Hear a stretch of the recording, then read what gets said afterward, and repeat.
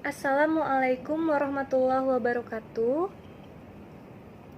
Yang terhormat Dr. Gigi Santia Hairani MSI selaku dosen pembimbing saya dan teman-teman yang saya sayangi. Pada hari ini saya akan mempresentasikan jurnal reading radiologi kedokteran gigi yang berjudul Kompleks Odontoma pada maksila anterior yang erupsi, dental hamartoma yang jarang terjadi. Langsung saja pada case report. Jurnal ini membahas laporan kasus terhadap seorang pasien laki-laki berusia 13 tahun. Dalam hal usia, kasus ini sesuai dengan teori, di mana teori menyebutkan bahwa kompleks odontoma terjadi pada dekade kedua kehidupan dengan kisaran umur 14,8 tahun. Pada kasus ini terjadi pada pasien laki-laki dan hal tersebut tidak sesuai dengan teori. Teori menyebutkan bahwa 60% kompleks odontoma terjadi pada pasien perempuan. Pada kasus ini, pasien mengeluhkan nyeri dan adanya pembengkakan pada regio atas kiri. Lesi kompleks odontoma biasanya asimptomatik, tetapi pada kasus terdapat keluhan nyeri yang bisa dikarenakan kompleks odontoma yang erupsi.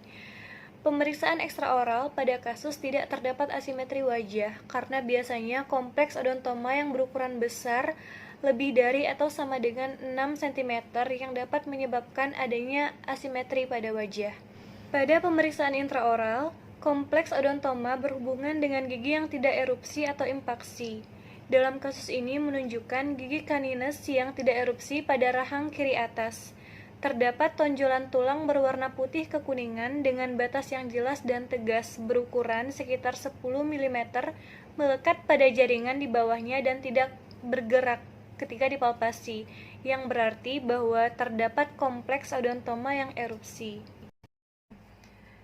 Dari hasil pemeriksaan radiografi panoramik, terdapat gambaran radiopak heterogen dengan beberapa densitas setara email gigi. Epicenter berada pada anterior maksila area gigi 23, lesi meluas ke anterior bagian distal gigi 22, meluas ke posterior bagian mesial gigi 24, meluas ke inferior 2 mm, melebihi puncak tulang alveolar, meluas ke superior 5 mm di bawah dasar sinus maxillaris, localized, unilateral, single, berukuran kurang lebih 4x3 cm, berbentuk oval, berbatas jelas dikelilingi garis radiolusen tipis dengan batas jelas sklerotik pada bagian mesial dan distal. Menyebabkan impaksi gigi 23, displace gigi 23 ke arah mesial dan gigi 24 ke arah distal. Nah, berdasarkan gambaran radiografi tersebut yang menunjukkan adanya gambaran radiopak heterogen dengan beberapa densitas setara ml gigi pada daerah anterior maksila dan berkaitan dengan gigi yang impaksi, berbatas jelas dikelilingi garis radiolusen tipis dengan batas jelas sklerotik, menyebabkan impaksi gigi 23 dan displace gigi 23 dan 24. Maka radiodiagnosa pada lesi ini adalah kompleks odontoma. Pada kasus ini, lesi ditemukan pada regio anterior maksila merupakan hal yang jarang terjadi karena pada umumnya kompleks odontoma ditemukan pada regio posterior mandibula. Selain itu, lesi melebihi puncak tulang alveolar yang menunjukkan bahwa kompleks odontoma yang erupsi.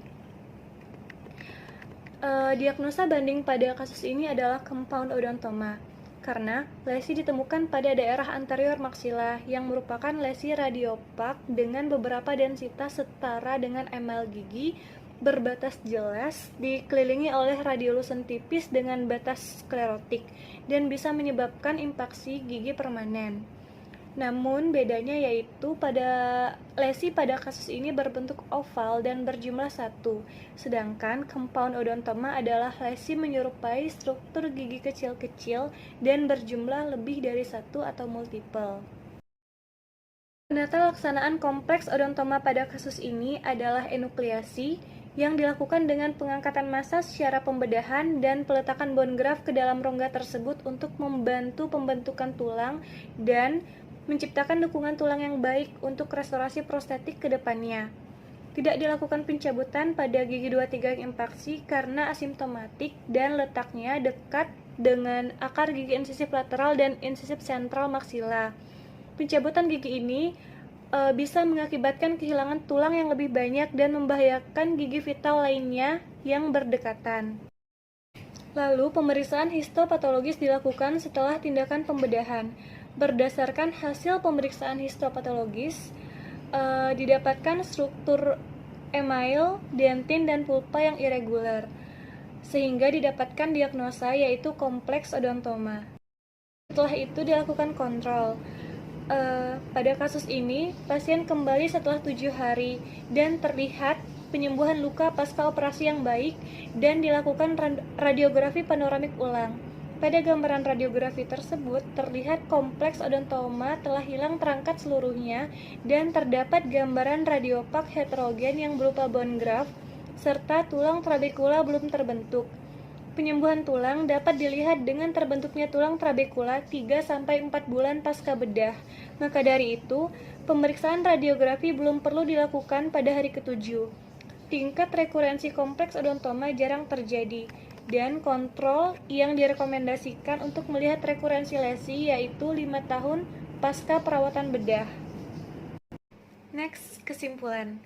Radiodiagnosis dari lesi pada kasus ini adalah kompleks odontoma, karena berdasarkan temuan radiografis menunjukkan terdapat gambaran radiopak heterogen dengan beberapa densitas setara dengan email gigi pada daerah anterior maksila dan berkaitan dengan gigi yang impaksi.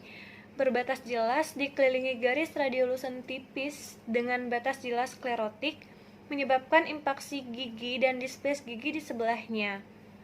Kasus ini merupakan kasus yang jarang terjadi karena kompleks odontoma yang erupsi dan biasanya ditemukan pada daerah posterior mandibula. Demikianlah presentasi jurnal reading radiologi kedokteran gigi saya pada hari ini. Apabila terdapat banyak kesalahan, saya mohon maaf. Pada Allah saya mohon ampun. Terima kasih atas perhatiannya. Wassalamualaikum warahmatullahi wabarakatuh.